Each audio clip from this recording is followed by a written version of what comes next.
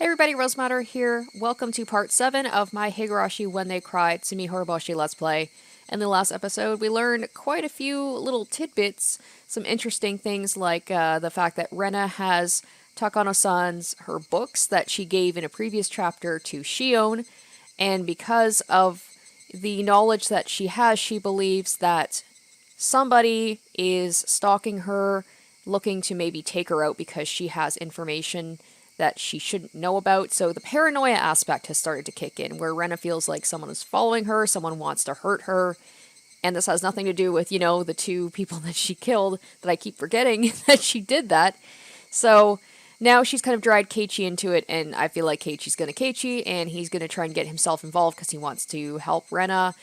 And I feel like that's not going to go very well. So we are going to continue on, and we are going to see what happens next. すまなかった、レナ。俺はどこかでレナの話を疑ってたよ。Okay, so that's right. Another thing I forgot to mention is Rena may be acting paranoid, but there was legit somebody in a white van, two guys in a white van, who were specifically asking about her. So we'll see. We'll see if that's a coincidence or if Rena might be right. 本当にすまない。いいよ、ケイチ君。そのおかげで待ち伏せをやり過ごせたんだしね。あいつらは何者なんだ。そのお社様信仰を復活させようとする信者の集団の手先。彼らにはそういう自覚はないと思う。彼らを操っている黒幕はそうなんだと思うけどね。多分ダム戦争の当時から陰で様々な工作をしてきた連中なんだと思う。And the talk about the masterminds. Who is really behind all this? That is the big question. ダム戦争の最中に園崎家が裏でいろいろと暗躍したって話は俺も少しは聞いたことがあるな。有名な話だよね。これは大石さんに聞いたんだけど、ダム戦争の最中に誘拐事件があったんだって。これも秘密の事件なんだけど、なんでも建設大臣の孫を誘拐してダム建設中止の約束を裏取引したんだって。大臣の孫を誘拐？おいおい、そんなの聞いたことないぞ。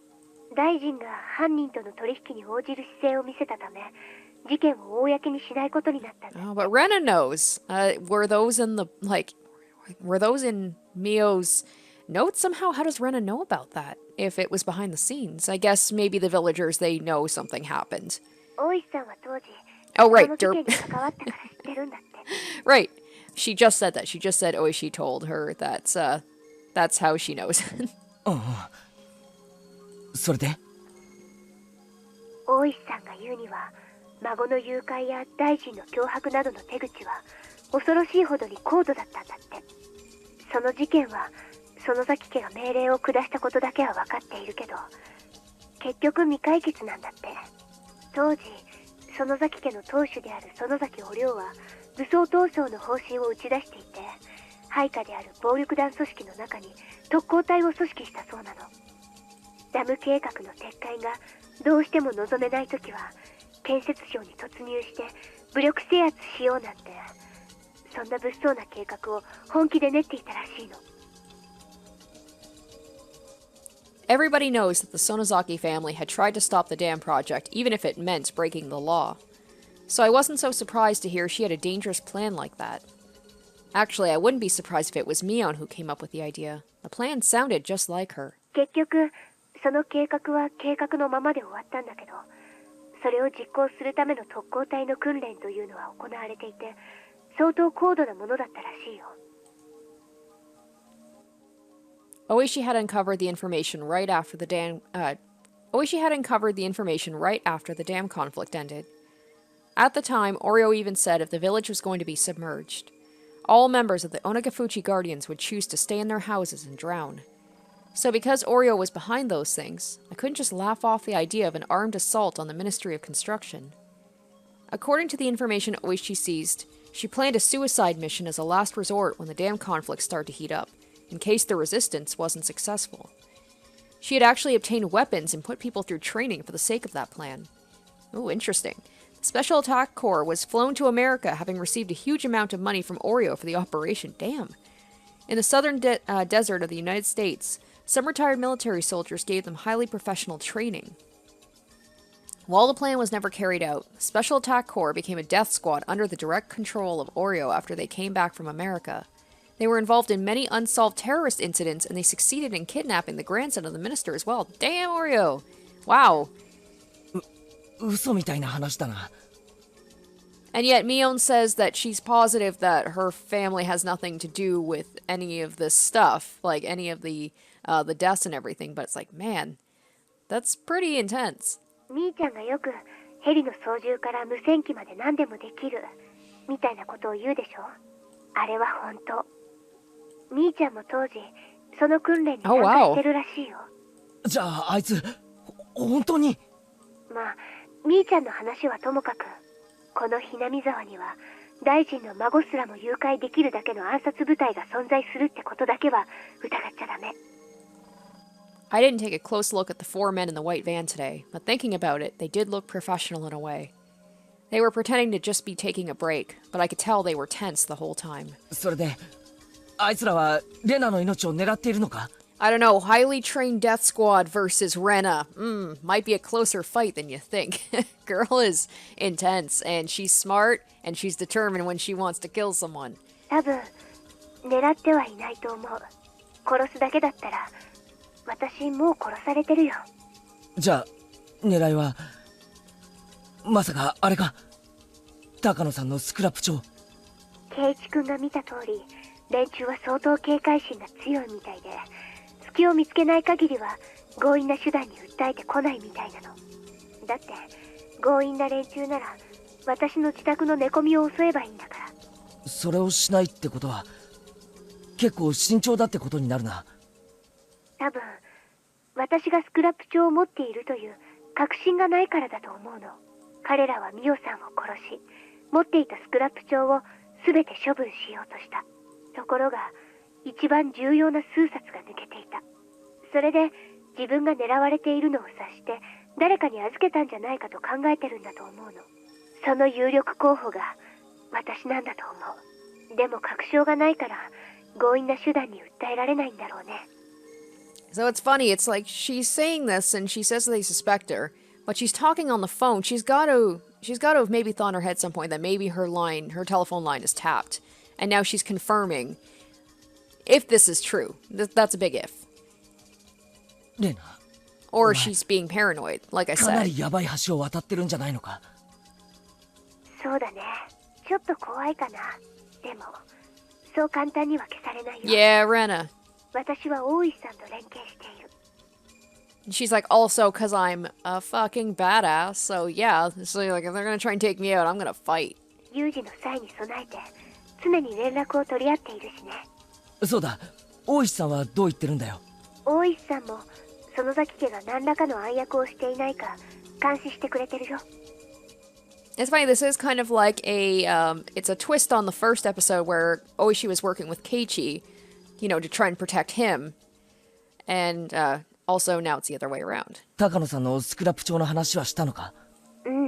話してない。警察には話した方がいいだろう。それに警察ならきっと力になってくれるぞ。圭一君、私は君にだって信じてもらえるか自信がなくて話せないでいるんだよ。大石さんに話したって絶対に信じてもらえるわけがない。なあレナ、もう煙に巻くのはなしだ。話してくれ。I feel like he's talking like as the audience. 一体何がスクラップ帳に書いてあるんだ。高野さんが消されるほどの何が書いてあるんだ。簡単に言うと、このスクラップ帳に書いてあることが事実なら彼らの神が貶められることになるの。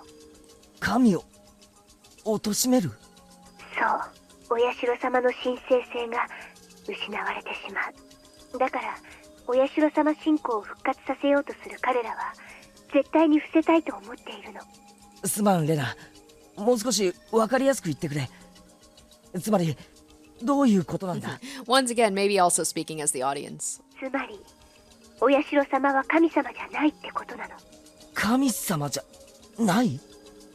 I had no idea what she read that made her so certain, but whatever it was, it would be sacrilegious for people who believe so strongly in Oyashiro-sama. It's funny because Rena believed very strongly in him too. お社様の教えっていくつもあるけど、その原点は、それは中から出るな、外から入るなというもの。この大原則を守るために、その他の教義を発展させたと言ってもいいくらい。隣人を愛せとか、家内安全とか、縁結びの神様なんてのは、本当に後から取ってつけたものでしかないの。In other words, Oyashiro-sama existed solely to stop the villagers from going outside the village.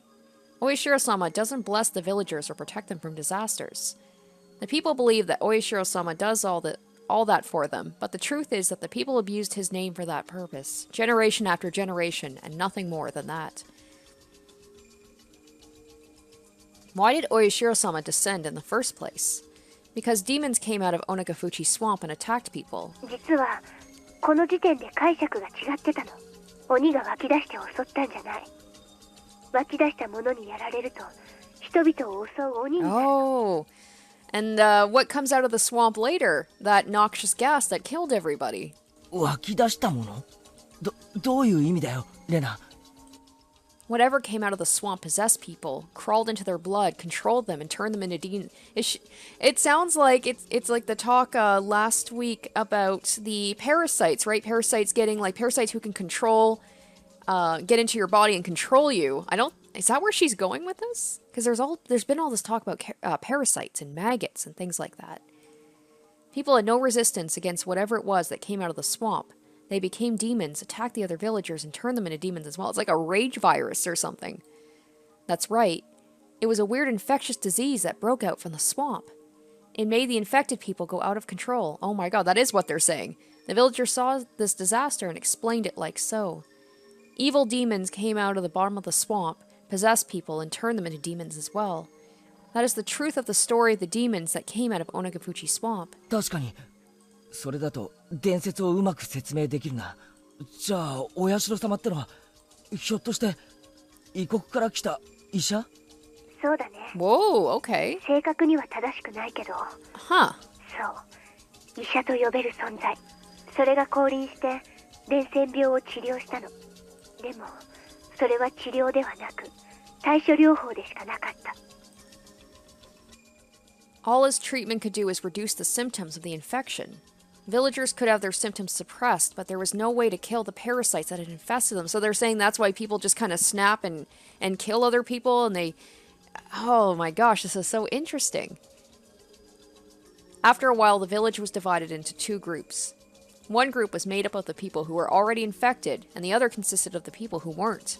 Without a cure for the disease, the uninfected looked down on the people who could only suppress their violent symptoms. They even talked about drowning them in the swamp. But they knew killing the infected people wouldn't solve the problem. The parasites came out of their water sources, including Onagafuchi Swamp. They couldn't fill them all in, for if they did that, they would lose their access to drinking water. They could have chosen to leave the village, but that was hard for them, for that was the location of their ancestors' graves. Under the power of Oyashiro-sama, infected people could live without showing symptoms. So both those who were infected and those who weren't decided to live together equally and to coexist with the parasite. Oyashiro-sama was impressed by the villagers' decision. He decided to stay there and continue to treat them. What? お社様がこの地にとどまり、人と鬼の生活を見守ったの真相か。Never in my wildest dreams did I think that it was going to be like, I mean, this is another possibility. It hasn't been confirmed, but it was like a parasite that was affecting them all? そしてお社様は感染者である村人たちに症状を出さないために掟を作った。その最大にして唯一のものが村から出てはいけない。外から人を入れてはいけないだったの。I think I mentioned in my my theory video that I thought that this was some sort of like a psychosomatic thing, because you hear about them in history, about these psychological things that happen in one specific area, like the dancing plagues or things like that. And that's what I thought maybe this was. It was a very specific cultural psychosomatic disease that affected the village, but like an actual physical parasite. I never could have imagined that. 外から人を入れてはいけないってのはわかるぜ。感染者を増やさないためだろう。でも出てはいけないってのはどういう意味なんだ？寄生虫たちは気候や風土の関係でこのひなみ沢の地でしか、だから宿主である感染者がこの地を離れようとすると強い症状を出してそれを妨害するの。その妨害こそがいわゆるお社様のたたりの正体。 Wow, the strongest symptoms of the infectious disease were violence and delirium. The infected people acted just like demons, and the impact of seeing them in the throes of the disease was strong enough to make others describe them as such. They couldn't even let people leave who had just come to the village. If they had left after being infected, they might go crazy in a faraway land, turn into a vicious demon, and cause a disaster. Infected people were never allowed to leave. Ah, boy, this kind of hits hard with all this quarantining stuff going on right now. When an infected person left the village, they brought him back by any means necessary. That was what it really meant to be demoned away. Wow. ちょっと待てよレナ。だとしたら俺やレナも村人はみんなその病気に感染してることになるよな。 I think this is my favorite theory yet. This is so interesting. でも俺たちはひなみ沢を離れたって別に何の問題もないぞ。実際村人にも結婚したりして遠方に住んでる人も少なくないらしいじゃないか。ひなみ沢をちょっと離れたからって錯乱して鬼と化したなんて聞いたことないぞ。そう、それはまさにお社様の目論見通りにことが進んだからなんだよ。意味がわかるかな。この村を長い間封印してきたのは寄生虫の害を弱めるためなの。 Hosts are very important for parasites. If something happens to the host, the parasites that live in the host have to share the same fate. In other words, if the host went crazy and attacked people, the host would be captured and killed, which means that the parasites would die with the host too. そうか。自然淘汰か。さすが圭一君。そう。この地で長く生活を重ね、厳しい戒律で生活を続けた結果、寄生虫に対し過敏な人間は錯乱して結局殺された。また感染者を錯乱させてしまうような強すぎる寄生虫はこれもまた錯乱した宿主と共に殺された。その結果寄生虫と人間は互いに相性がいい種だけが残っていった。これこそがお社様の伝説が伝える鬼と人の血は混じり合ったことの真相。じゃあつまりその寄生虫はほとんど無害なわけなのか。うん。ミオさんのスクラップ帳によると、そういった無害な寄生虫に感染しているケースというのはかなり多いんだって。食文化にもよるけど、例えば生肉を食べる国では国民の8割くらいが感染している例もあるんだって。でも共生できてて人体に全く無害だから誰も治療しない。だから撲滅もされない。なるほどな。太古の綿流しはね、実は腹綿流しと書く物騒なものでね、錯乱した犠牲者の臓腑を食らうものだったの。でもこれも必要なことだ。 Okay, we're bringing back the guts thing now. 感染して犠牲になった人を食らう。まさかワクチンとか？ What? 圭一君はやっぱり頭がいいね。うん。ミオさんもそう読み解いてる。伝説では犠牲者を生きたまま解体して食らったなんて物騒なことになっているけど、実際はそんな野蛮なものじゃなくて、もっともっと医学的に取り扱われていたらしいの。強すぎる寄生虫のせいで死んだ犠牲者からワクチンを作り出し、同時に村人の抵抗力も高めていった。お社様ってのは何者なんだよ一体。 It's Coach. Even though this was like years and years and years ago, maybe he's like maybe he's some sort of, immortal demon. 医学先進国っていうとドイツか。正体はひょっとしてナンパして流れ着いた外国人医師。 So, So the shots in the vials, the syringes, do those have anything to do with that? Is it some sort of like did they use a really strong parasite and maybe put that into a syringe and use that to cause people to go crazy? Maybe? Because I'm like, Rika, she killed herself, but after she got injected with that, she ended up killing herself, and she was going kind of crazy, like she was in a lot of pain, so maybe she killed herself rather than be taken over by the parasite. And if Coach was injected with the syringe, maybe that caused him to tear out his throat? I don't know. 多分圭一君の答えが一番一般的だと思う。ドイツ人ではないんだけど、とりあえず医者的な存在であったのは正解。Except by injecting that, it should boost your immunity to it, not make you go crazy. Maybe somebody used the vaccine and maybe the parasite, and they altered it in a way that would cause like that temporary insanity. 古代の伝説の秘密が明かされていくってのはなんだか面白いな。I don't think that Rena's story is too crazy to be true anymore. It still sounds crazy, of course, but I've never heard any theories that explain the legend of this village better than this one. I agree with Keiichi. I like this one. Maybe not necessarily for just it making the most sense, but I think it's the most fascinating one. 多分俺も感染してるんだよな。I do like it because it's rooted in some sort of scientific, like something more grounded than something supernatural, so I can latch onto it better. なんだか体中が痒くなってくるぜ。人間だって一つの宇宙だよ。体の中には無数の細菌たちが住んでいる。その中には私たちの生活には欠かせない有用な細菌たちも少なくないんだよ。ああ、よくヨーグルトとかの CM で言ってるよな。確かにそうだ。これもミオさんの受け売りだけど、例えばシロアリっているでしょ。木材を食い荒らしてしまうアリ。実はシロアリって木材を消化できないんだって。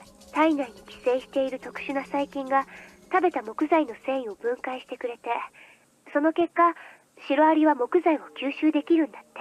これも寄生虫と共生している一例だね。I didn't know that. When I hear the word parasites, I feel creeped out almost instinctively, but now I know some of them aren't so bad to us. だから太古の昔に鬼ヶ淵村から突如発生した奇怪な伝染病は今ではほぼ根絶されたと言っていい。根絶じゃないね。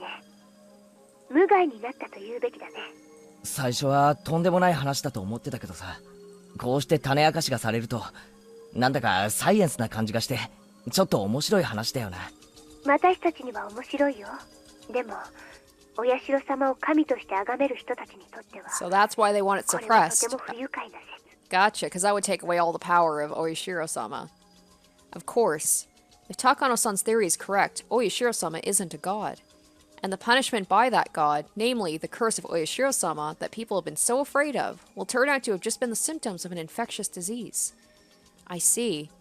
That's what dethroning God would mean. だとすると、もしこの伝染病の病原体を特定して世間に発表されるようなことがあれば、信仰は破綻しちまうな。そう。それこそが彼らの一番恐れることなの。そしてミオさんはその病原体を特定しようとしていたらしい。そのミオさんが消されたということは特定できたってことだ。かもしれないね。ミオさんはもういないし、彼女のスクラップ帳にも特定できたとは書かれていない。でも消されるに値する理由が他に思いつかないの。でもよ、20世紀ももうすぐ終わろうっていう現代だぜ。村人だっていろんな医療機関で検査を受けてきたは Yeah, ずだ。I was gonna say, I was like, she was in a medical facility herself, and she was talking about the maggots, and nobody said anything about it. Nobody found the maggots in her blood, and なのに、そういう怪しげな寄生虫が摘出されたって話はないんだろう。確かに病原体そのものは未だ発見されていない。でも確かに何かの規制を受けていることの信号だけは確認されているんだって。なんだって？本当かよ。when a parasite enters a human body, that body's immune system cells, eosinophils and macrophages, try to kill the parasite. They secrete an antibody called immunoglobulin E. The most common way of checking if a person is infected by a pathogen is to look at the levels of the secretion. According to Takano's research, people from Hinamizawa have a very high level of IgE in their blood. That's not all. They also have obvious symptoms of being infected by parasites. They don't have any allergies. IgE stimulates mast cells and they secrete histamines and serotonin as a result. These cause an allergic reaction. That allergic reaction isn't pleasant for humans, but it's necessary for the body to kill the pathogen. But the parasites don't want to be killed, of course, so they secrete substances that counteract IgE. As a result, IgE stops stimulating the receptors of the mast cells, which stops secreting the chemical compounds. Man, Mio is very smart. She knows all this stuff about biology and things. As a result, the antigen, and this is before the internet, the antigen-antibody reaction, namely the allergic reaction, doesn't occur. In other words, a human body that was infected by a parasite secretes a high level of IgE, but doesn't display allergic reactions. For your information, a human body that's infected by a parasite doesn't suffer from hay fever. You get hay fever due to your body secreting a large amount of IgE because it's mistaken pollen for a parasitic invasion. As a result, a large amount of stimulates like histamine will be secreted, but your body can't contain the parasite that's attempting to kill. That's why your body continues to secrete IgE. As a result, the stimulants keep causing allergic reactions. That's how hay fever works. Look at this. Who says that games can't teach you things? If you have a parasite in your body, it'll deactivate your IgE and suppress the secretion of stimulants. As a result, you don't have an allergic reaction. In other words, there's no hay fever in Hinamizawa, and you can cure your hay fever by moving here. Yeah, but then you gotta deal with all the other stuff on top of it. つまり特定はできなくてもその存在だけは疑いようがないってわけだ。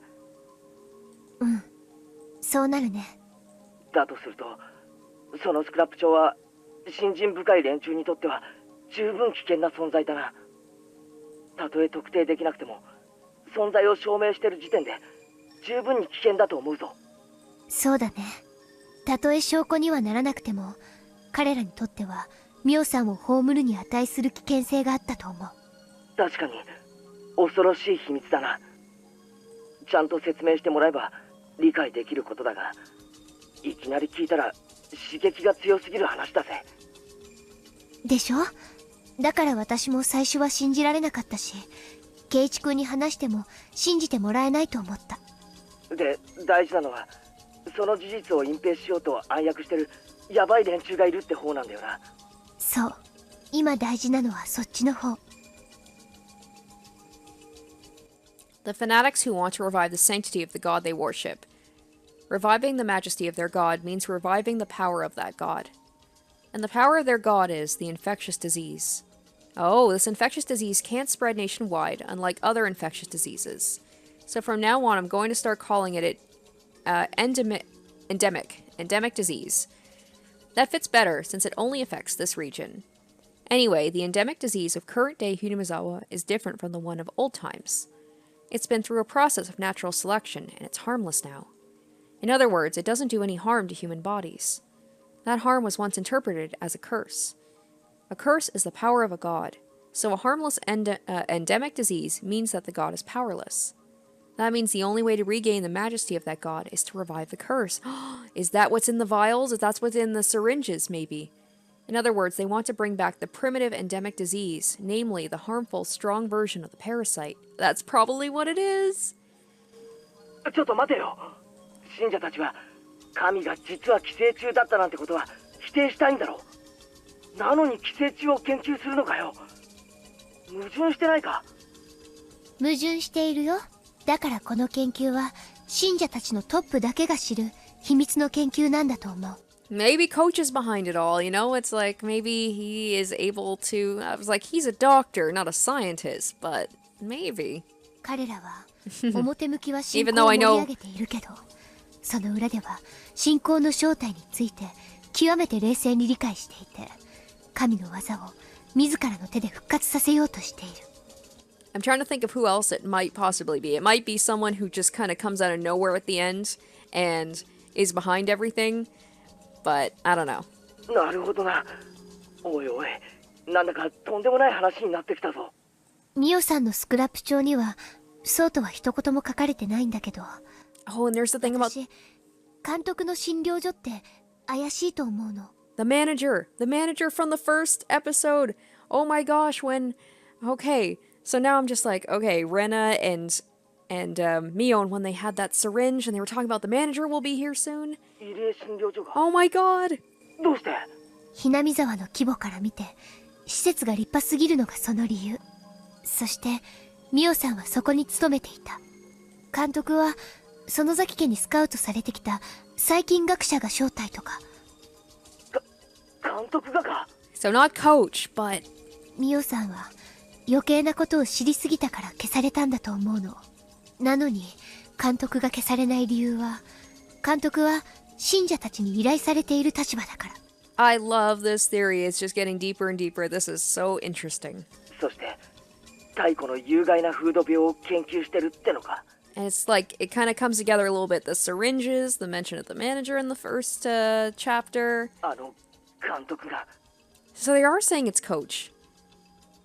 I was like, I figured Coach was like the head doctor, but I didn't think he was actually the manager. ごめん。監督は無関係かもしれない、ね。 Okay. 今のは私の思いつき。でも、研究は間違いなく、どこかで誰かにさせている。So it was the bad feeling I had about Coach. I mean, it was bad for a completely different reason, but maybe I was kind of onto something with being like, I don't like this guy. I've grown on him, but... そして、その研究には5年かかり、ついに完成を見た。The first case was the dismemberment murder by the damn construction workers. Their quarrel had turned into a lynching. They might have had the primitive infectious disease, and the symptoms, the aggression and delirium, might have kicked in. The victims of the second year were Sadako's parents. There were no witnesses, so the whole event is veiled in mystery. But there's a theory that someone might have pushed them over the cliff, since the fence of the observation deck that they fell from was quite sturdy.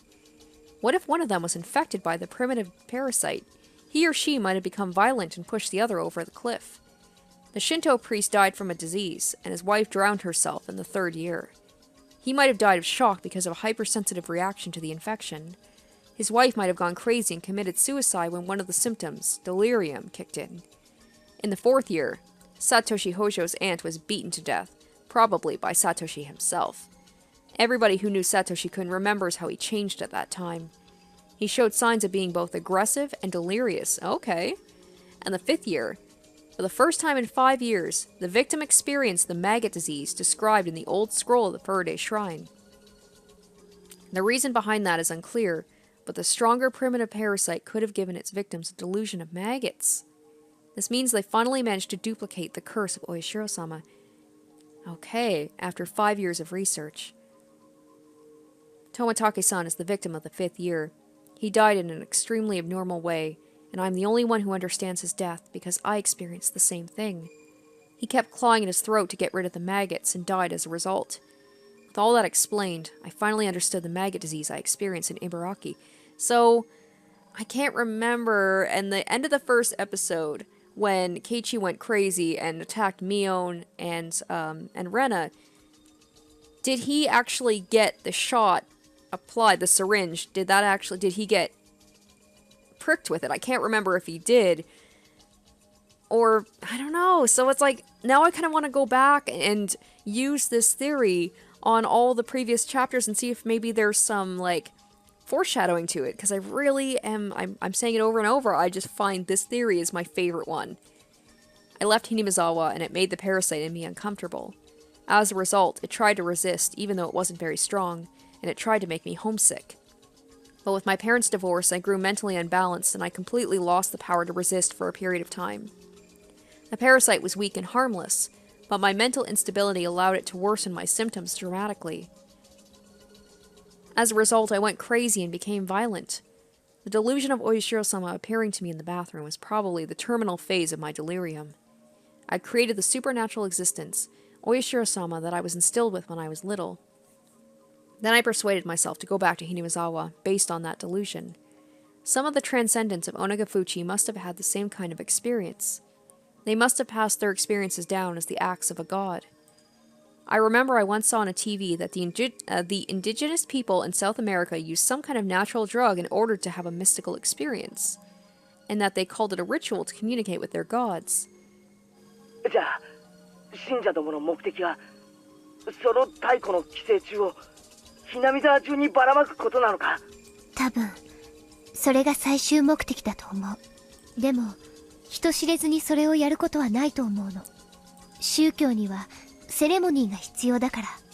だからもし彼らが望むものを生み出せて、それをばらまく日が訪れたなら、彼らは多分それをお社様の復活の人でも称して宗教的なデモンストレーションをすると思うの。So, if they're saying that the parasite... This is far out there. If they're saying that the parasite came from the swamp, I'm wondering if that gas leak at the end of chapter 3, maybe that was this group. Maybe they wanted to spread this disease to everybody in the village, but it accidentally killed everybody instead. That, I don't know if that's necessarily true. I'm just throwing that out there. 何か特別な儀式とか、とにかくお社様の復活を祝い知らしめるような盛大な何か。なあ、それってよ、悪いことなんだよな。危険性の高い病原体をばらまこうというんだから、多分悪いことに分類されるだろうね。それって細菌テロって言わないか。おい、めちゃくちゃヤバいことだぞ。富武さんの死に方がお社様のたたりの再現に成功していた以上、 X デーは間近ってことなんじゃないのか。Who knows? Maybe that gas leak was the day of revival. わからない。もう秒読みなのか、まだまだ時間のかかることなのか。Because I mean, I think it was implied that that happens no matter what, that gas leak happens eventually, I think. I don't know if it just happened in chapter 3 or if that always ends up happening. But if that's the case, maybe that is this day of Oyashiro-sama's revival and they just want to infect the entire village all at once. もうこれはレナ一人が抱えていい問題じゃないぞ。かなり笑えない大陰謀だぞ。俺たちにはどうしようもない。警察に任す方がないぞ。私が話したこと、警察は信じてくれると思う？信じるかどうかは向こうが判断するだろう。とにかく話した方がいい。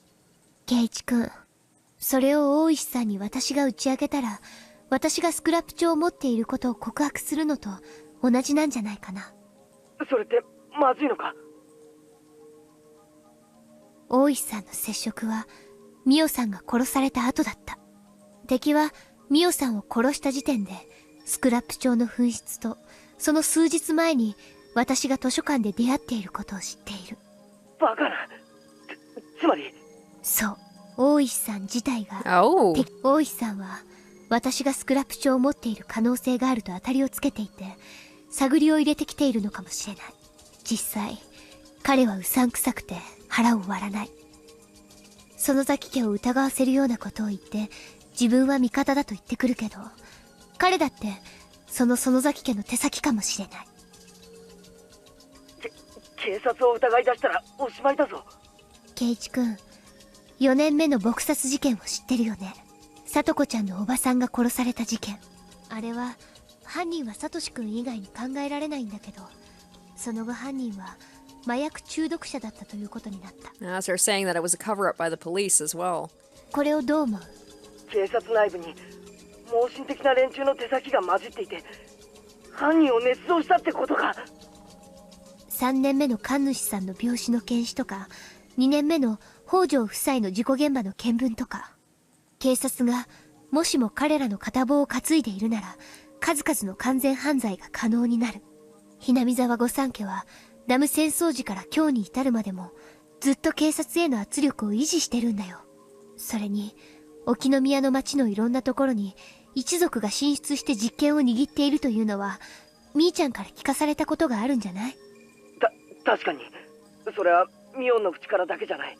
いろんな奴の口から聞かされた。ミオンの園崎家がどれだけ市内全域に強力な影響力を持っているかってのをな。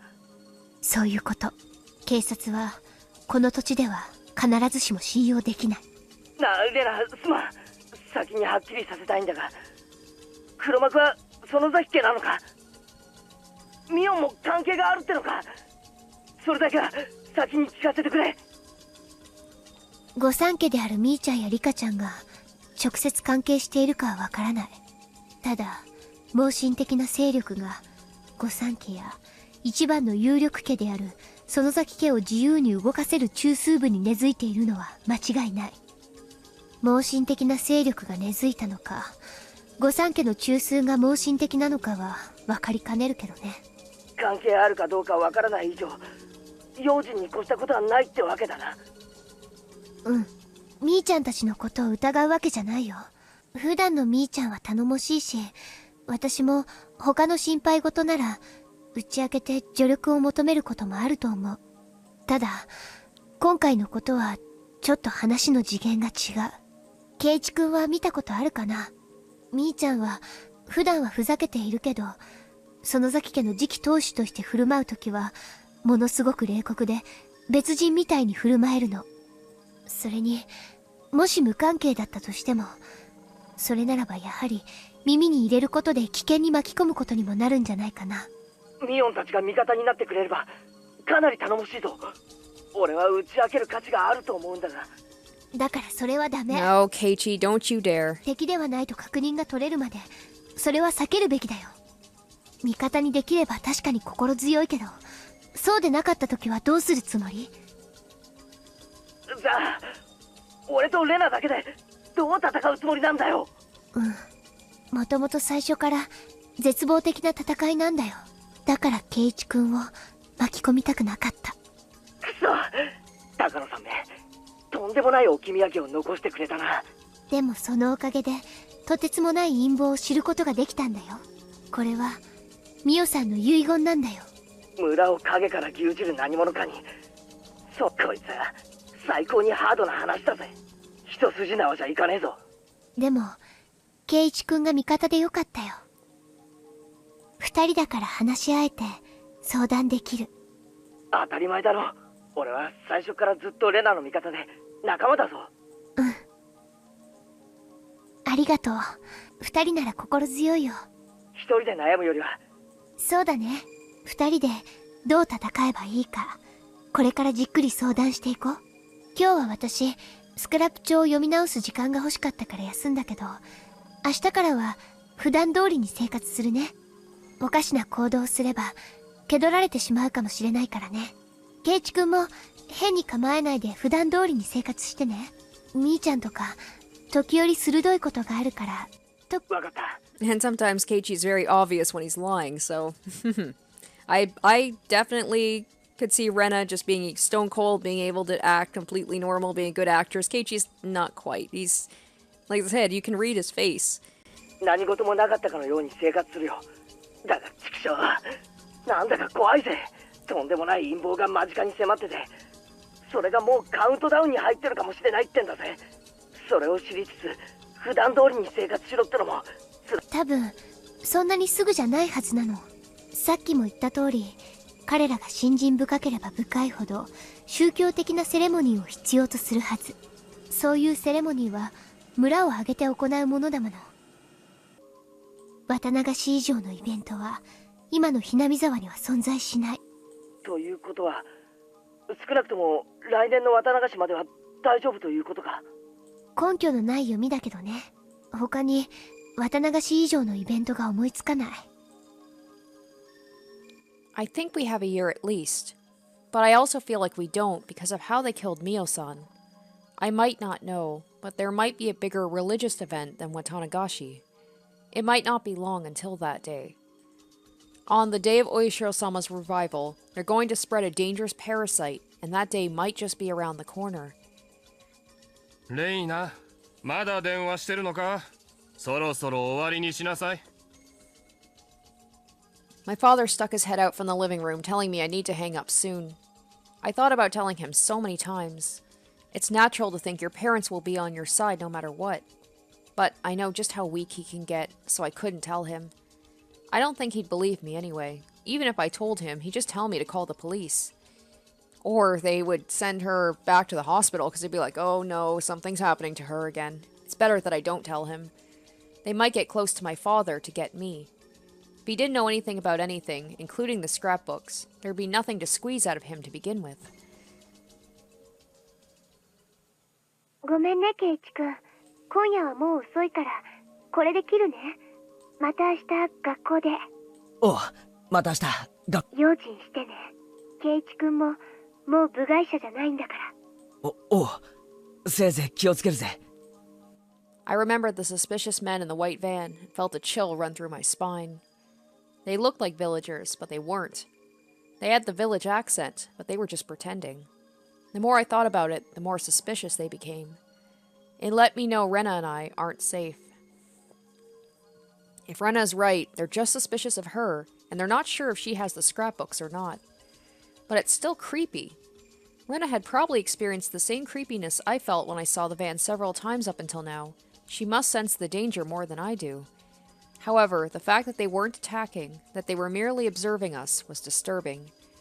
If they attacked her, she could have done something like go to the police.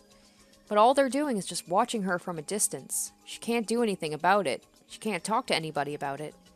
She probably just wants to stay in her house all day. But if she acted different, they might take it as proof she has the scrapbooks. We have to think about how to fight against them without making it obvious. I told myself there was no going back, and I put the phone down. The problem about Keiichi is he is very obvious in things that he does, so Rena's gonna have to trust him to keep her secret.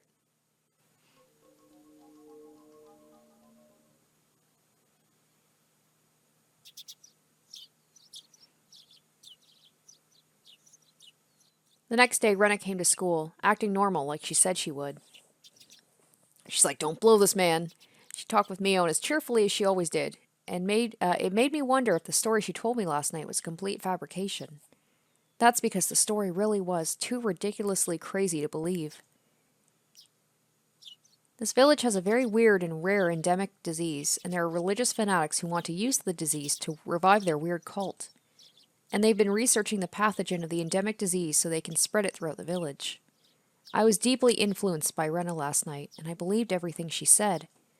But thinking about it with a cool mind under the bright sunlight, it sounds too crazy to be true. The story Rena told me is based on Takano-san's crazy hand-me-down ideas. It's based entirely on her theories, which, though very feasible, have no evidence whatsoever. The fact that Takano-san was murdered lends credit to the story, I'll give you that, but... I looked at Mion. She was fooling around with Rena. It's hard to believe she's involved with some crazy conspiracy. っていうか、聞いてないでしょ、ケイちゃん。悪い。 Keiichi's already like, Rena is playing it so cool, and Keiichi's just like, he's gonna screw all this up. ごめん、聞いてなかった。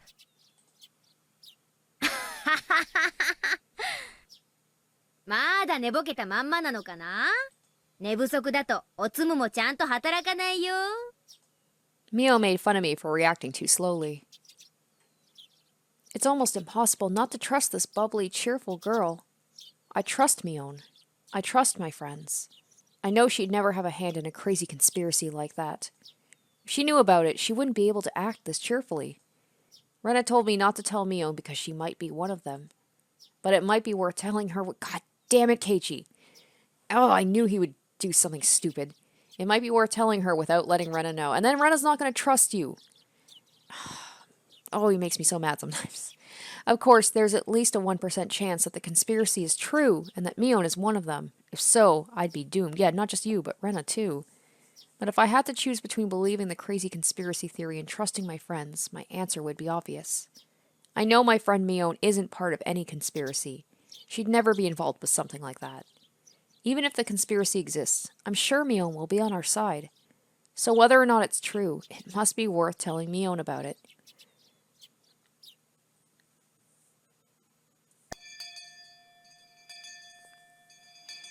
何、ケイちゃん。Oh my god, I want to smack him.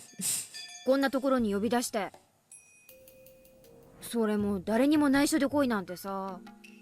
まさか、カツアゲとかそういうのじゃないよね。Maybe Rena will snap in this episode and do something to Keiichi because it's like he was the one person she trusted and he's going behind her back. お前な、体育倉庫の裏に呼ばれたら真っ先にそう思うのかよ。じゃあラブレターとか？でもそういうのは下駄箱が定番じゃない？都会じゃそうでもないぞ。直接渡す白兵線型も少なくない。Oh. じゃあ Oh, Mion. なわけねえだろ。それよりかなり真面目な話がある。茶化しは一切なしで聞いてくれ。何よ、どうしたの？お社様信仰を復活させようとしている連中がいる。ってのは知ってるか？は？何、ケイちゃん。何の話？ This, of course, was just my way of getting a feel for the situation. I wanted to see how she was going to react by getting straight to the point. But Mion really did look puzzled. People wouldn't normally react like this if someone pointed out their secrets out of the blue, except maybe Mion's a good actor, like Rena is and like you aren't. They always panic, if only just a little. Either Mion was a brilliant actress, or she really didn't have anything to do with the idea of reviving Oyashiro-sama. And I want to believe that Mion is, not part of this. My worry more isn't necessarily about Mion, secretly being part of it and, ratting it out to her co-conspirators. My worry is that Rena's going to find out that Keiichi talked to Mion about it and that he betrayed her trust. I decide to tell her everything. ミオ、お前の家の園崎家ってひなみ沢を含めものすごい影響力を持ってるわけだけどさ、お社様信仰を復興するため何か暗躍してるってことはあるか？復興？なんで？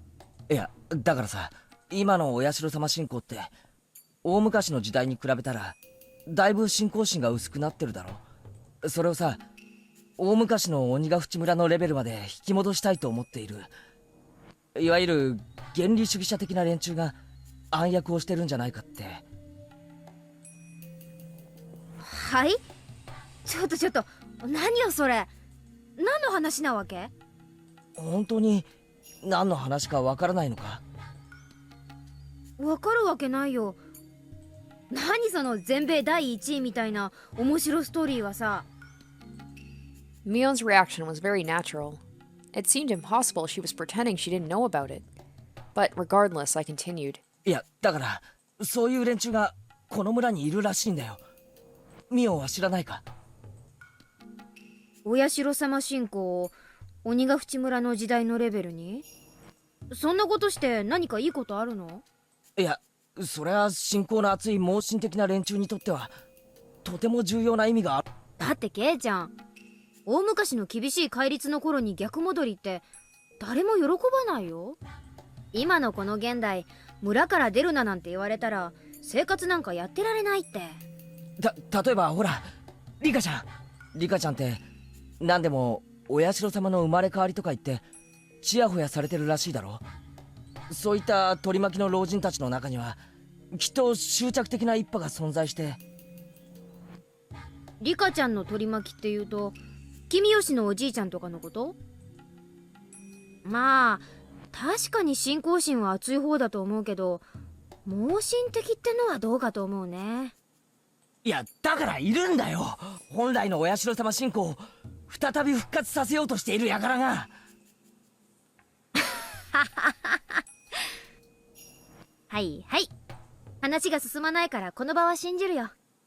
それでそいつらはお社様の正体がこの土地独特の風土病にあることを突き止め、その病原体を研究しているらしいんだ。どこで？というか風土病って何？病原体って何よ？エンガチョI was getting confused. I didn't know what I was talking about myself anymore. I was deeply influenced by Rena last night and believed everything she said. But having said it all out loud, I started realizing how impossible the story sounded. どうしたの？ミオさんに妙なことでも吹き込まれたわけ？知ってるのか？有名だよ。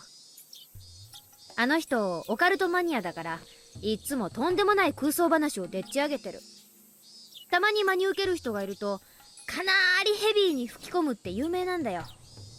私も昔話を聞かせてもらったことがあったけど、それって本当か？ケイちゃんもどこかで耳にしてるだろうけど、この村は大昔はちょっと特殊な文化があった。それは少し刺激の強い要素のある文化でね。厳しい戒律と厳しい刑罰、残酷な風習は割とオカルトマニアの間では知られてるらしい。ミオさんもそんなマニアの中の一人。じゃあこの村が怪しげな寄生虫に支配されているという話は？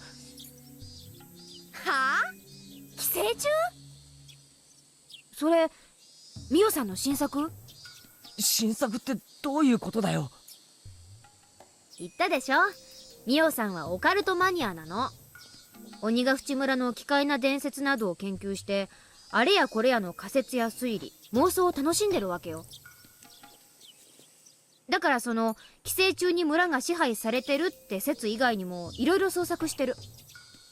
私がずいぶん前に聞いたのは UFO 説だったよ。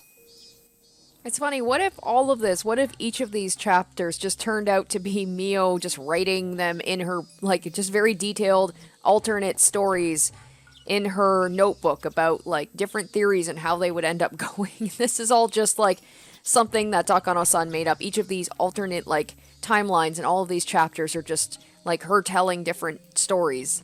これが結構辻褄があってて面白いの。 I want the UFO chapter. 太古の昔に鬼ヶ淵村に UFO が墜落して、そこから出てきた異星人と村人で戦いが起こってという感じから始まる B 級 SF ホラーだった。聡子が聞かされたってのは地底人説だったかな。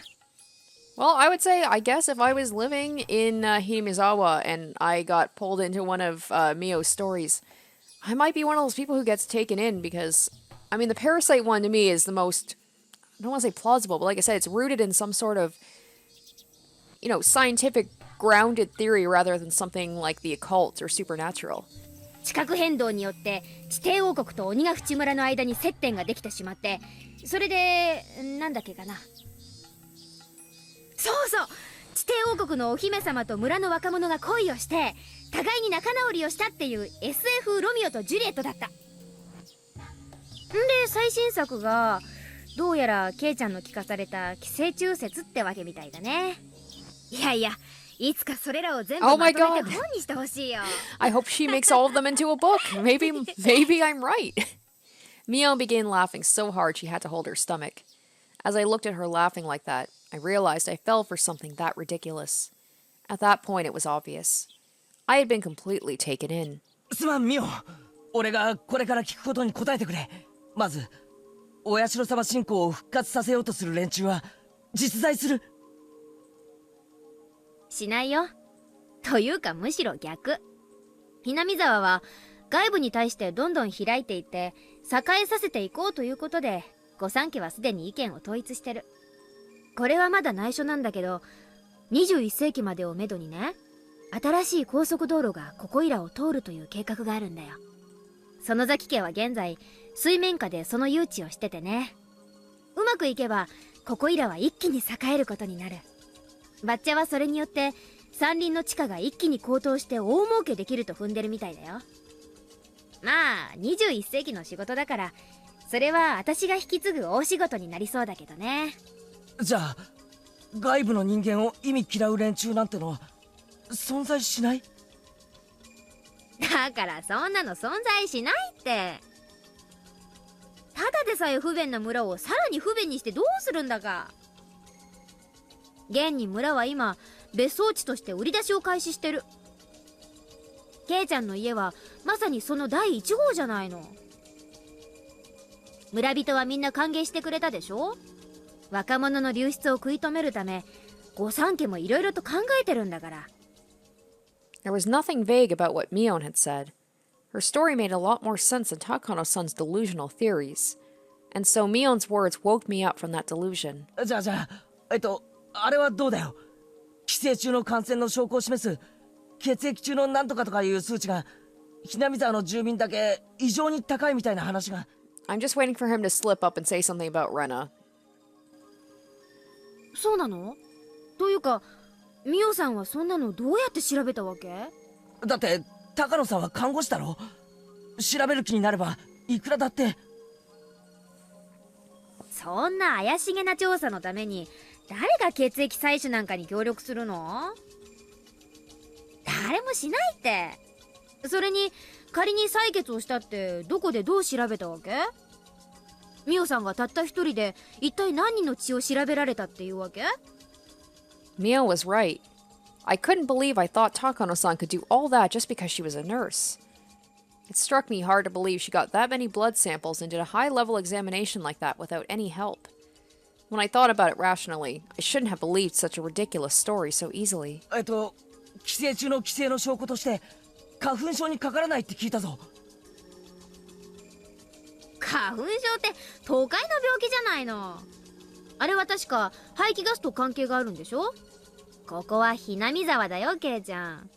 というか多分沖宮の人にだって花粉症なんてそうそういないと思うけど。じゃああれは園崎本家当主直属の暗殺 Oh 部 my 隊ってのがいて gosh. 昔大臣の孫の誘拐とかをやったんだろう。 He's touching a little bit close to home there. I mean, I don't know about the death squad, but they did kidnap the grandson.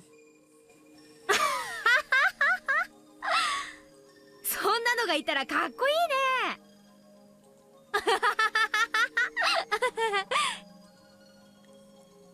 Even I was sounding ridiculous. But I believed all of it last night. I believed it because Rena looked very serious. 大臣の孫が高津戸のあたりで突然発見されたのは事実だけれど、あれは私たちじゃない。 Well, that we know isn't really true, so... 私たちじゃないけど、 Oh. それを私たちはさも自分たちが犯したように振る舞ってた。okay. わかりにくいぞ。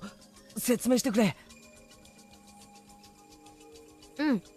ダム戦争の当時、鬼ヶ淵死守同盟は相当に物騒な抵抗運動をしていたのは事実。脅迫めいたこともやってのけた。でもね、あの当時それを利用するやらしい連中もいたらしいの。鬼ヶ淵死守同盟の名を語って金品を要求したりするエセ同盟って連中。 The Onagafuchi Guardians were a very aggressive force at that time. There's a high possibility that some people thought they could use the name to extort money. その中に大臣の孫の誘拐もあったの。おそらく誘拐犯たちは警察の捜査の撹乱を狙って死守同盟のふりをして身代金を要求したんだと思う。正直あの事件は同盟にとっても驚きだったよ。 Oh boy, I'm trying to... My memories of Chapter 4 are pretty vague. I want to believe Mion, but I'm like, it seemed like they were behind it. よく大臣の孫を誘拐できたもんだって話題になったね。 Because weren't the kidnappers in contact with Oreo? 犯人たちに会えたら表彰してやろうなんて盛り上がったっけ。ちょっと待て。じゃあ大臣の孫の誘拐は鬼ヶ淵死守同盟は何も関係ないのかよ。全くない。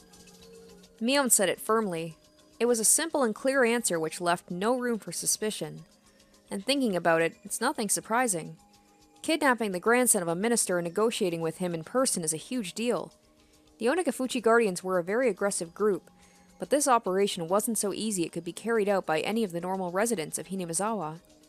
It was obviously the work of professional criminals, without a doubt. ただね、さっきも少し言いかけたけど、園崎本家はね、この誘拐事件を自分たちが黒幕であるかのように振る舞っていた。振る舞ったってのはどういうことだ。これは園崎本家の秘密の家訓なの。ケイちゃんにはこっそり話すけど、話したことは内緒だよ。Because we know Keiichi's so good at keeping secrets. 園崎本家ではね、自分たちに都合がいい何かの事件が起こった時、あたかもそれが自分たちの差し金であるように振る舞うブラフの伝統があるの。ブラフってはったり？自分たちに利することがあったなら、それは事件でなくてもいい。お天気でもいいし、宝くじの当選番号でもいい。あたかも園崎本家が望んだからそのような結果になったかのように振る舞うの。そうするとどう？なんだかものすごい黒幕ってイメージになるでしょ。つまりはそういうこと。これは園崎本家の当主だけに代々公伝で伝承される秘密のイメージ戦略なの。自分たちを本来よりもより強大に見せようとするイメージ戦略。じゃあほら、ダム戦争時に建設省を占拠するって作戦があったんだろ。あれはしかもそのために武器やら訓練やら。それも全く同じだよ、ケイちゃん。そんなバカな作戦本当にやるわけないじゃん。最大の目的はあいつらならやりかねない、なんて恐ろしい奴らだっていうプレッシャーと幻想を与えるのが最大の目的だったんだよ。つまりこれもまたイメージ戦略ってわけ。 They obtained weapons and went through training just so they could exact pressure. They had no intention of actually carrying out the plan. The Sonozaki family was just bluffing. That made sense. Of course it did. It's impossible to attack the Ministry of Construction. Even if they did, it wouldn't solve the problem. All I had to do was use common sense. Even if they did, they would have been crushed within seconds by a huge number of policemen. Why didn't I think of that? じゃあ武器とか訓練とかってのは？武器に関してはノーコメントでいいよね。訓練もやったよ。ハッタリになるようちゃんとしっかりね。葛西さんをリーダーにお父さんとこの若い衆たちを引き連れてテキサスの砂漠でトレーナーさんと戦争ごっこをやった後はサンフランシスコでのんびり観光してた。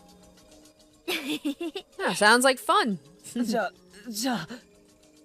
あ I couldn't think of anything else. It was obvious now. Rena and I both were completely fooled by the scrapbooks of Takano-san's delusion. So either Keiichi has to go along with Rena's quote-unquote delusions because he doesn't want Rena to know he talked to, Mion and got everything cleared up, or he's going to tell Rena that he talked to Mion and that Rena's wrong about this, and then Rena's going to be pissed that, he talked to someone. Rena was so serious about it, so I believed her. But if you examined it closely, there were so many inconsistencies. I couldn't believe Rena took a delusion like that so seriously. I knew the reason why, though. She was still in a state of shock after being caught with the corpses that day. She was mentally unstable. Then she came across this tall tale, and she believed it.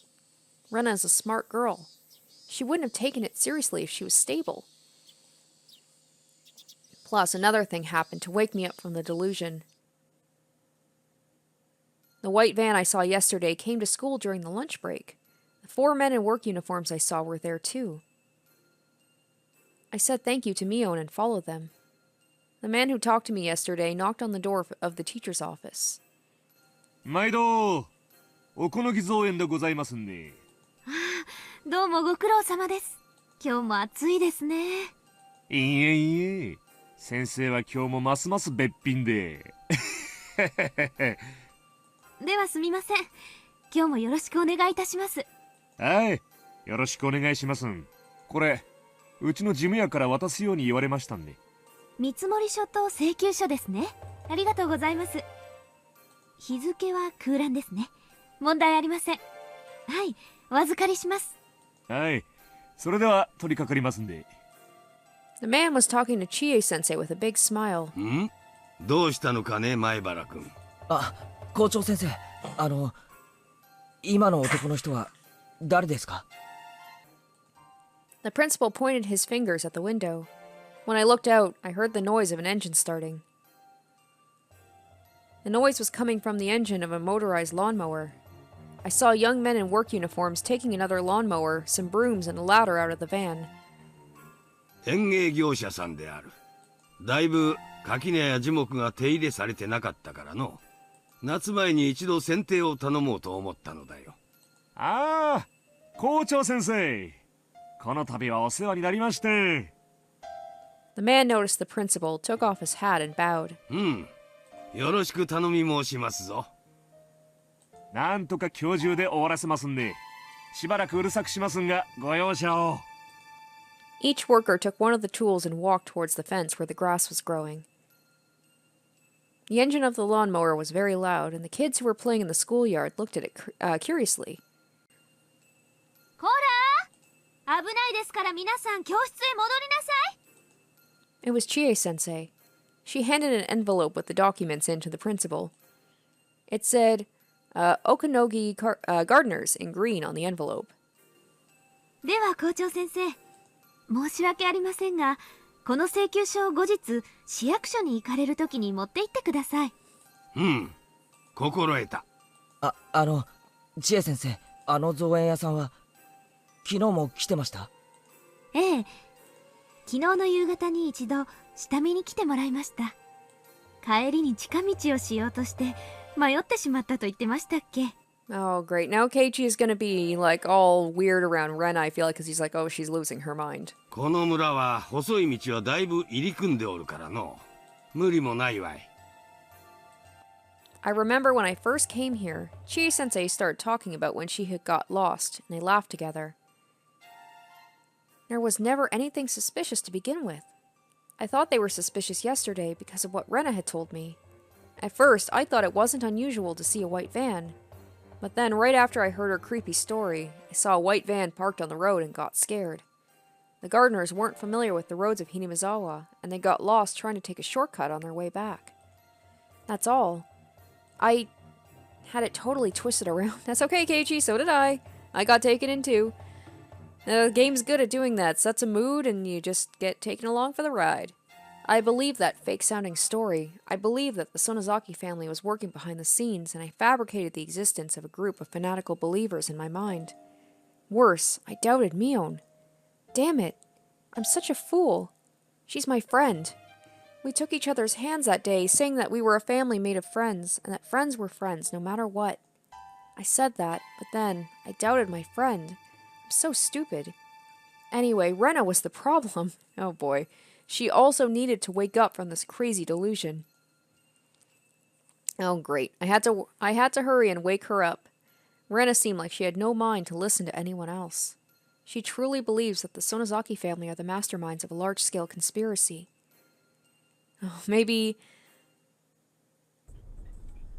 I said that Rena was going to take Mion and cut her open to see if maggots came out, but maybe she's going to do it to Keiichi once Keiichi, blabs about how he talked to Mion, and then she's going to be like, I'm going to prove to you that there's maggots, in your blood, too. I remembered the plate numbers of the white van, and I also remembered their faces. Without a doubt, this was one of the vans that had been following me. So far, I've confirmed that 3 or 4 cars have been following me, and it's crazy. It's like, when you get the POVs from both of them, when you're in their mind, it seems, both ways of their thinking seem very believable. Like, you can understand why Rena is being paranoid, but then you can understand Keiichi when he has things explained to him that he's like, oh, okay, that makes sense. I could especially recall this white van because it followed me around the longest of all. The people who were in the other cars must be the lookouts, and the ones in this van must be tasked with direct contact, like kidnapping or assassination. The lookouts secure the surroundings, and the ones in this van attack the target. Except after, Keiichi's thing, now when you go back to Rena, it does kind of seem like she is a little bit in her head and a little bit delusional, and it's just like, who's right in this? That's a common maneuver involved in both kidnapping and assassination. The scrapbook said that, too. If so, I'd better watch out because it was them, not the lookouts who came to the school premises. I don't think they'll attack me while I'm in school. They're in the early stage of their covert operation now, hiding their fangs and claws until the last stage of their horrifying scheme. That's why they won't take action in the school where people are watching. But it looked like they were talking with Chie-sensei in a very friendly way. I could only hear bits and pieces of their conversation, but it sounded very suspicious. I tried to remember the chatter and the movements of their mouths, and I played my memory of it like a videotape in my mind. 毎度どうもご苦労様です。今日も暑いですね。いいえいいえ。ではすみません。今日もよろしくお願いいたします。はい、よろしくお願いします。これ、うちの事務屋から渡すように言われましたんで。と、ですね。ありがとうございます。わあ、空欄ですね。問題ありません。はい、お預かりします。はい、それでは。りますんで。I used the information I had to guess what was going on. I played the video again and again in my mind, and also paused it and played it in slow motion again to check many times. Then something unbelievably horrifying started to emerge. There's no doubt they're acquainted with Chie-sensei. Oh no, is she gonna be suspicious of Chie too and being in on this? But I've never seen them visit the school before. Oh my god, she is too. Okay, yeah, Rena is just fully in on this delusion. It is just so... It's so cool to see her POV and Keiichi's, and they're both, experiencing the same moment, but their mindsets are so completely different. It's hard to believe Chie-sensei is their contact. Oh, is she going to attack Chie? It's no doubt that they're the death squad under the direct control of the Sonozaki family. They have the local accent, which proves they were chosen from the Sonozaki court. She's going to go after, like, Mion? She might go after the teacher? The death squad was talking with Chie-sensei. They know each other. What's their relationship? Who's Chie-sensei anyway? During the dam conflict, Hinamizawa's school was closed and it was merged with the one in Okinomiya. Man, I got so taken in by this parasite theory too, and I was on Rena's side, but I'm just like, now I'm like, woof, woof, it is so different now. But the Onagafuchi Guardians didn't accept that, and they made a part of the forestry service building into a school. What if Rena was right the whole time?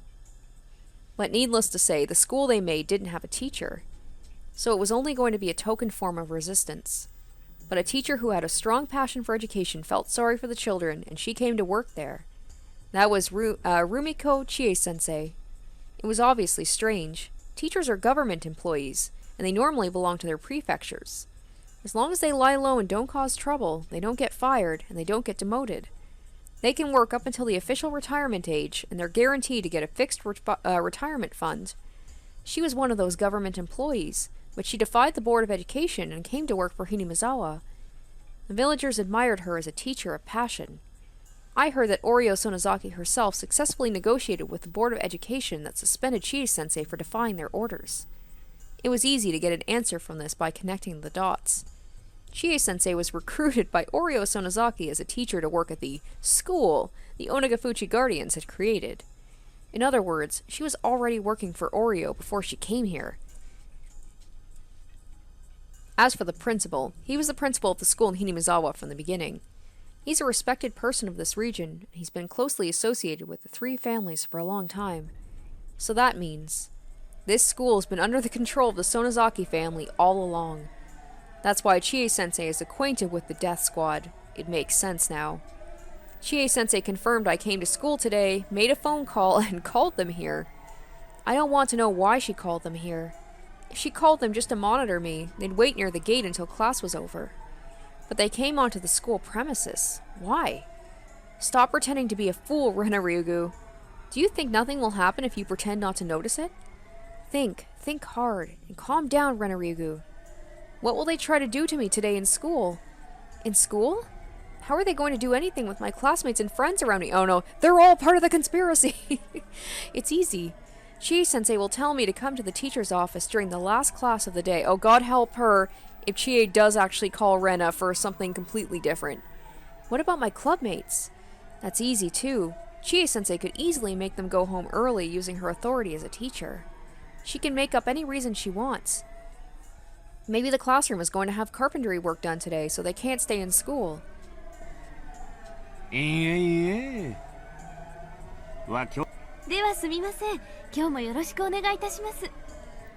See? There's no doubt. They clearly said they're ready to do it today. And what else? I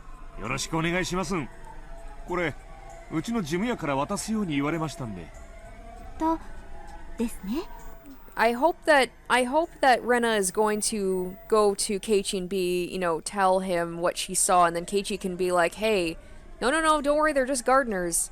But then maybe Rena will be like, oh, Keiichi is being fooled by them. It's like, I can't trust him anymore.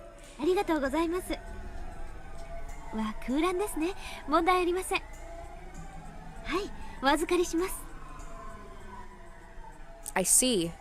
They gave Chie-sensei an envelope with some documents in it. That blank is an eerie phrase. Was my name supposed to be in the blank? Why is it left blank? What does that mean? I told you, Rena Ryugu. Do you still think nothing will happen if you pretend not to notice it? Stop that. So what it must mean is that it's an order from a higher-up. It says to make Rena Ryugu become blank. Oh boy. I took a peek from the shadows and I saw the principal taking documents out from the envelope. He started reading them. He looked stern. He looked very serious. I wished I could take a peek at the documents, but I was too far away. I kept looking at him just to see if he'd react at all. And then the envelope caught my eye. The envelope said, Okanogi Gardeners, and it had some numbers that looked like a phone number. Fortunately, I have good eyesight. I memorized the number. If they're a death squad, the gardening company must be a camouflage occupation. It probably doesn't even exist. I wanted to find out. I looked for a phone. There's only one phone and it's in the teacher's office. Fortunately, the teachers were chatting in the hallway looking at the gardeners. It was now or never. I made sure nobody was watching me go into the teacher's office. I rushed in and grabbed the phone on the principal's desk. I went over the phone number in my head and dialed it. I'm glad they have a touch-tone phone. It would have been difficult if it was a rotary dial. If someone answered, I'd only have to ask, is this the Okanogi Gardeners? I'd wait for the answer before hanging up. It should be easy. It connected. Oh, shit. I felt a cold chill run through my body from the bottom of my feet. Wait, don't make a quick judgment. I might have remembered the number wrong. I was thinking the same thing. I'm like, come on, no, I know I remembered it right. It was an easy number to remember. It's impossible to remember it wrong. Once again, how crazy would it be if Rena's right about this? Then, did I dial it wrong? I put the phone down and started over. This time, I dialed the number more slowly. The teachers might be coming back any time.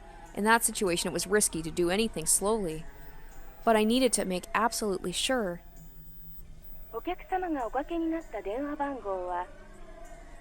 It's the same. And here's the thing is, like, we know Rena's smart, and it's weird because she's thinking about things sort of logically. Like, you can tell she's trying to be like, okay, calm down, let's think this through, but her mind is still distorted at the same time. And it's been, I guess, corrupted by Mio's stories, so she's seeing everything through that lens. There's no doubt. The company Okanogi Gardeners doesn't exist. It's just a camouflage occupation for the Sonozaki family's death squad.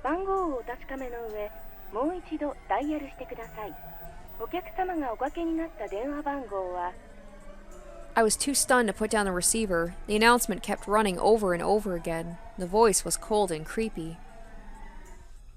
I hung up the phone and rushed out of the teacher's office. I ran to the bathroom and held my head in an attempt to cool down. Calm down, Rena. Calm down, Rena Ryugu. Stay cool. Rena Ryugu. I wasn't safe here anymore.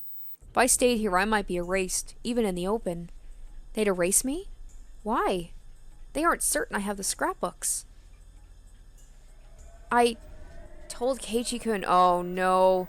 Oh no, she's gonna suspect him now. I told Keiichi where I hid the scrapbooks. Yesterday I told him I hid them in my hideout in the garbage dump. Is Keiichi-kun in cahoots? Oh no. With the Sonozaki family? Oh great. Oh Keiichi. Oh Keiichi, you're in danger. You were in danger. Especially if Keiichi comes to her and says, hey, so I talked to Mion and everything's cool. Then she's gonna be like, you're working with them. You're trying to cover for them. I felt as if my head was a pot that was cooking some dubious stew. There was only soup in my brain. I cut up clues, information, and facts just like I cut vegetables and threw them in the pot. Some of them were floating on the surface, and others were on the bottom of the pot. They were being cooked in a boiling soup. No, it can't be. Keiichi-kun is on my side. He's the only one who's on my side. He held out his hand to me at the trash piles. There was no lie in that hand. When he grabbed my wrist, I felt nothing but his strong and pure heart. He promised me he'd be on my side. I shouldn't doubt Keiichi-kun. He's the only one I should trust. He's the only one who's on my side right now, except when he tells her that he talked to Mion, and then all that trust is going to be evaporated. ごめんごめん、ケイチ君。危うく君を疑いそうになった。Oh no, and he's... 本当にごめんね。本当にごめんね。 And then he's going to give her reason to doubt. I said it out loud on purpose, full of regret that I doubted Keiichi-kun, the only one who was on my side. Now that I think about it, whether I have the scrapbooks or not might not matter to them. Erase anyone who's suspicious. That's the safest way. Does that mean they're in a hurry? The day of Oyashiro-sama's revival might just be around the corner. And that's why they're trying to get rid of any small fish bones that are stuck in the throat by any means before it's too late. We don't need her anymore. Just erase her if you're worried so much. I could easily picture Oryo Sonozaki saying that. Picture? No, she did say that. That's why they're here today. What should I do? What should I do? Should I wait until school is over? I was like a fish in a pond. No matter how many times I escaped from the net, I was in the pond and they owned the pond. I didn't stand a chance. Then what should I do now? I couldn't keep escaping from the net. I should get out of the pond. I didn't know how to fight them. I didn't know who's on my side. I was about to give in to despair. For now, I'd have to think about how to survive this, so I'd at least have time to think about how to fight against them. I have to get out of this pond. When I was about to leave the bathroom, one of my classmates came in. I pretended to be sick and talked to the girl while leaning on the wall. ごめんね。私、ちょっとどうしても具合が悪くて。早退するからって先生に伝えておいてくれないかな。I shouldn't let Chia-sensei know I'm leaving school early if I'm trying to run away from them. But if I didn't, they might think I ran away without cause. That might lead them to chase after me without mercy. If that happens, I don't stand a chance. They were planning to capture me after school is over, but I happened to feel sick and left school early. If they took it that way, they wouldn't think I noticed the noose tightening around me. I was about to go back to the classroom to get my bag, but I changed my mind and turned around. I didn't need my bag anymore. I realized nobody was watching me, so I stopped pretending to be sick and started running. Damn, poor Rena.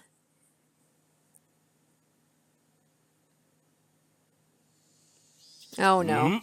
千恵先生、ここがおかしいですぞ。おかしい？どうかなさいましたか？見積書と請求書の日付が空欄になっておりますぞ。ここは今日の日付ではないのですかな？ああ、そこはお役所の都合らしいんです。見積書の日付と請求書の日付が同じだと、なんだか都合が悪いそうで、庶務係さんから空欄にするようよく念を押されています。あとそれから、Oh, 請求 no. 書に書いてある電話番号と封筒に書いてある電話番号が違っていますぞ。Just all so easily explained. どちらが正しいのですかな？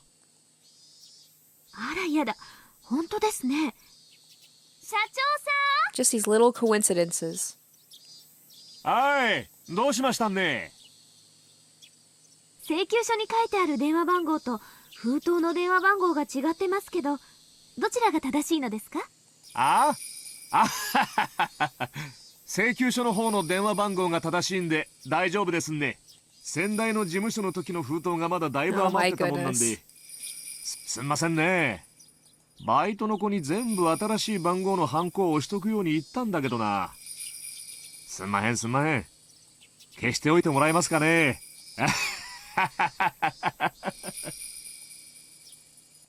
Oh my goodness, just these little coincidences, and Rena is just being like, this is proof that I'm right.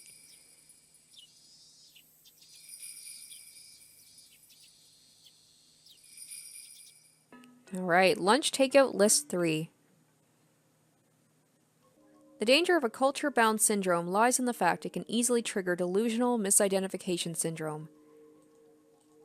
That is to say, in the current case, every time the patient sees something trivial, she tries to interpret it as a curse.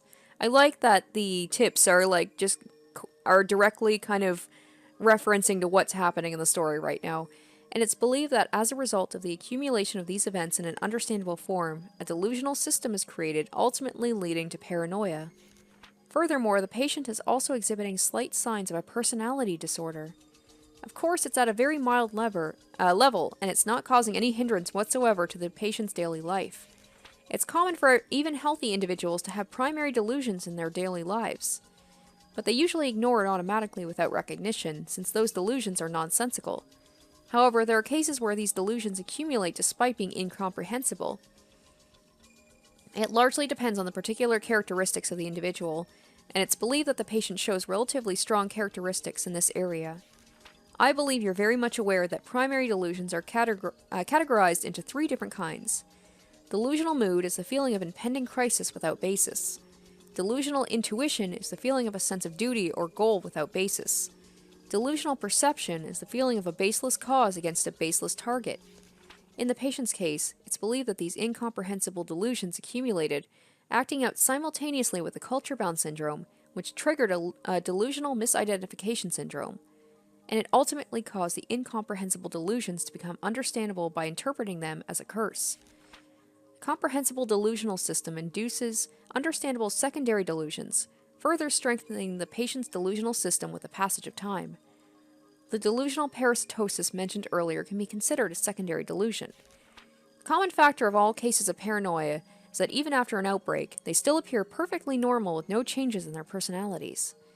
The patients are unaware of their own ailments, and due to their personal interpretations of their delusional system, there are many cases where patients arm themselves logically, making it extremely difficult for a third party to point out that they're having a delusion.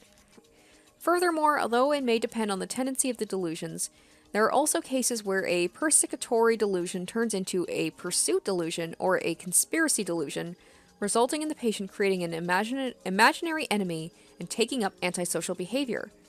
For example, there are cases where believers of sorry guys, there's a lot of big words here. For example, there are cases where believers of a religious cult were deeply influenced by the cult founder's paranoid visions, which shifted the group into a conspiracy delusion, and that made them conduct antisocial behavior in the name of self-defense. Although no such cases have been reported in Japan yet, it could very well happen in the near future. Fortunately, the patient hasn't reached that serious condition as of now. With proper treatment, she should be able to make a full recovery. Please make sure her father also understands that this is not an unusual case, but something caused by the accumulation of a number of innocent factors that anyone can have. The patient can be treated only by deepening her bond with her father. As long as she has that bond, she can certainly be treated. Wonder if it's going to get to the point where she believes her father's in on it too, and she just has nobody to trust. For the reasons above, if the patient is to return to her home village, I strongly recommend the patient continue to receive guidance from specialized medical institutions. Please excuse me for writing such a long letter. Thank you for reading this until the very end. My goodness. Oh, wow. Alright guys, well, man, things are getting so interesting. Wow. A lot of information taken in with this episode. That parasite theory had me totally hooked. I think that is still so fascinating, even if it's not true. And poor Rena, just feeling like she's got nobody she can turn to, just kind of slowly losing her mind, becoming delusional, feeling like she can't trust anybody, just feeling like the walls are closing in on her. I feel like it's only a matter of time before she becomes like a cornered animal and she's just going to fight back. And I'm just like, who is she going to attack? So I can't wait to see what happens next. This is like so intense. So I hope you guys enjoyed this episode and please stay tuned for the next one. Until next time, bye guys.